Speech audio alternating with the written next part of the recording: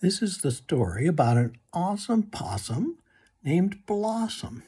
Blossom was called awesome because of the awesome adventures she had. She trusted that she would have good adventures, and she did. And Blossom was on the mountain looking for a new home, and she had spent the night sleeping in a hollow log that was down on the ground. When Blossom woke up the next morning, she felt something tickling her nose. She looked at it cross-eyed, and then she saw a parade of ants marching across her nose. Achoo! She sneezed. All the ants scurried away. Blossom looked down, and she saw that she had made her bed right on top of their home. No wonder they were crawling over her. She wondered if ants were tasty to eat. So she licked up a few of them and crunched down on them. Ew! They were bitter. Blossom was hungry, though, but she decided she could wait a little longer for her breakfast. Blossom had spent the night in this hollow log because she had no real home for herself yet. She crawled out into the sunshine and stretched herself. It was another beautiful day. I think I'll go get a drink at the stream, she said to herself. Maybe she could catch a little fish for breakfast.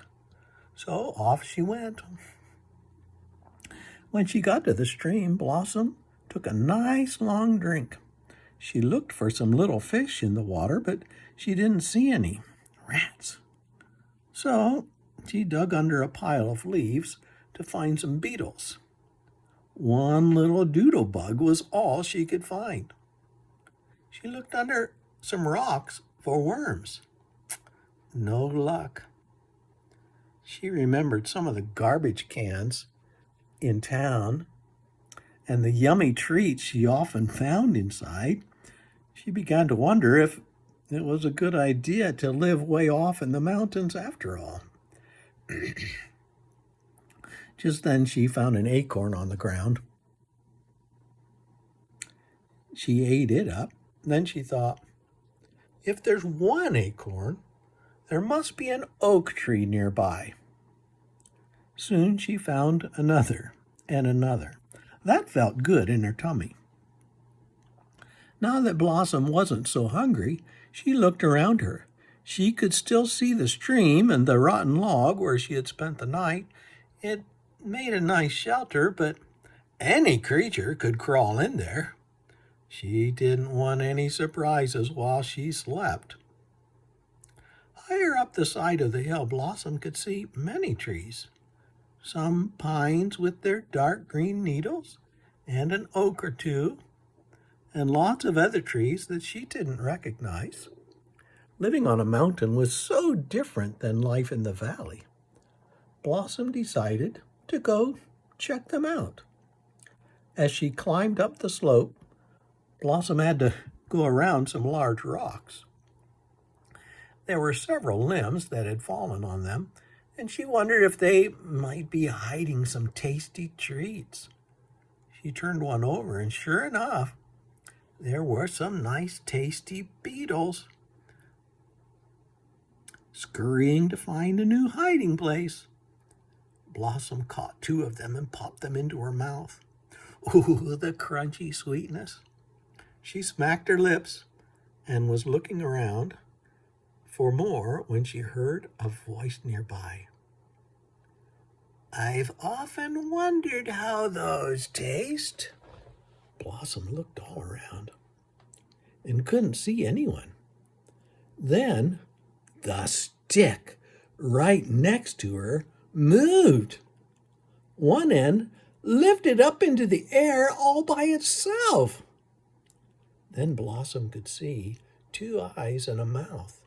It was a big black snake, almost 7 feet long, stretched out in the sun. Wow, said Blossom.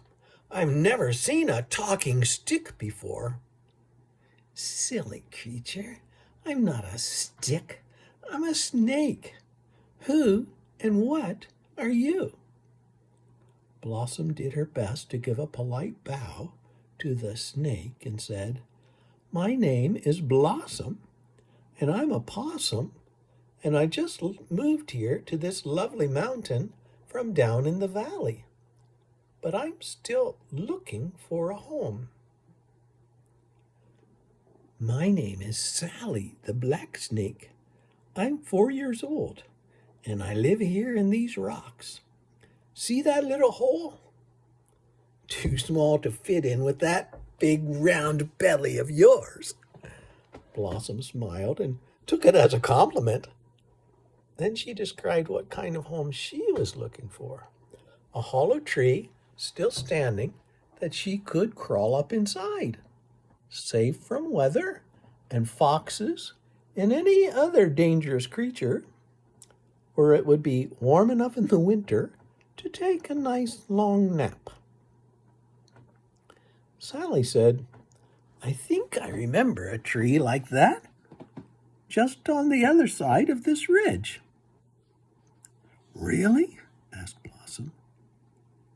"How can you see it from here?"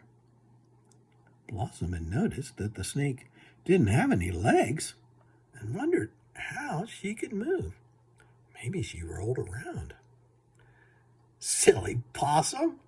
Black snakes can move faster than you."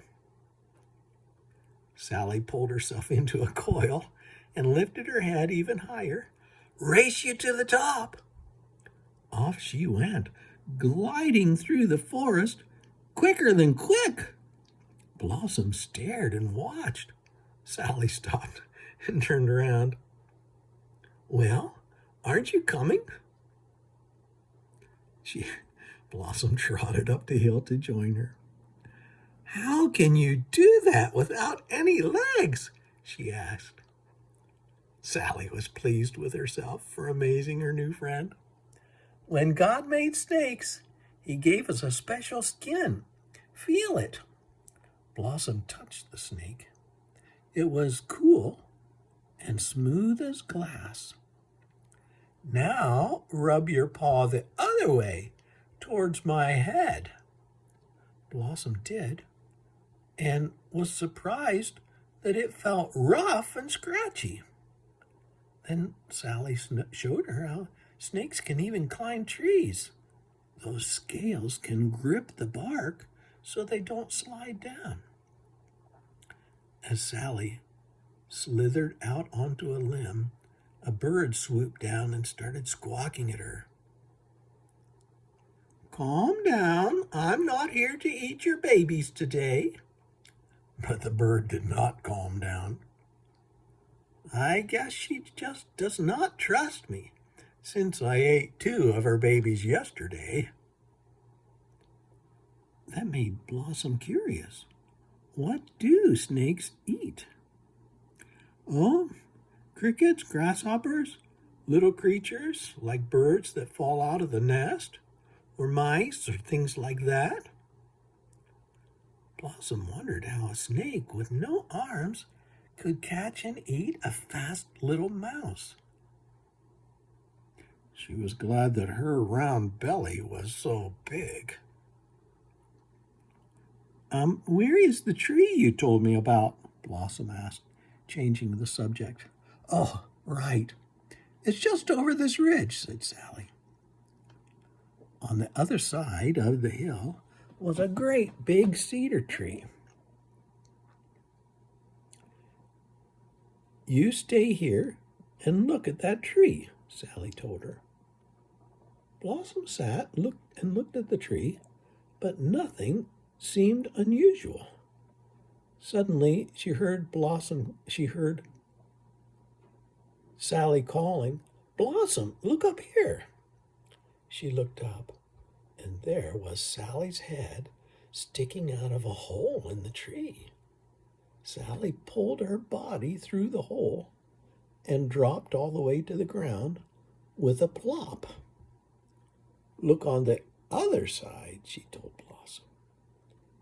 Blossom went around the tree and saw at the bottom a crack just wide enough for her to get through. When she went in, everything looked so dark. "Now look up," Sally said. Blossom looked up and she could see a little spot of light. "That is the hole I climbed through. You go up and look out." Blossom climbed up the inside of the tree. At the top was that hole where a limb used to be. It was just big enough to get her head through, but not that round belly. "This is perfect," said Blossom. "So cozy, great for the winter, and even has a lookout window."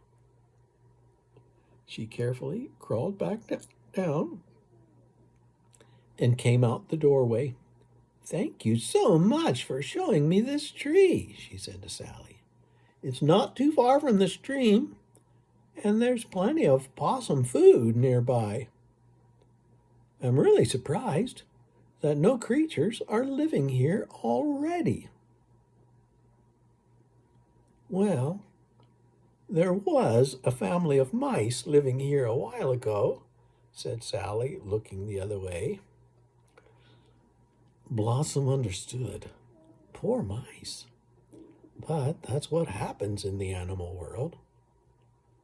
Sally was starting to get hungry, so she wiggled off.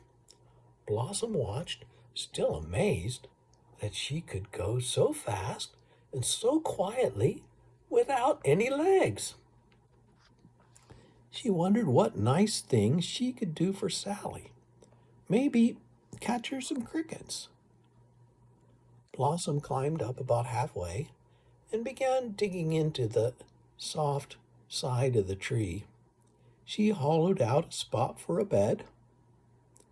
By the time she was done, the sun was starting to go down. Blossom was really tired. It had been a full day. Not only had she found a new home, she met a new friend.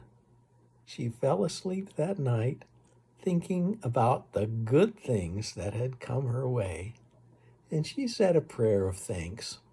What would tomorrow be like? Something good was going to happen. She was sure of it.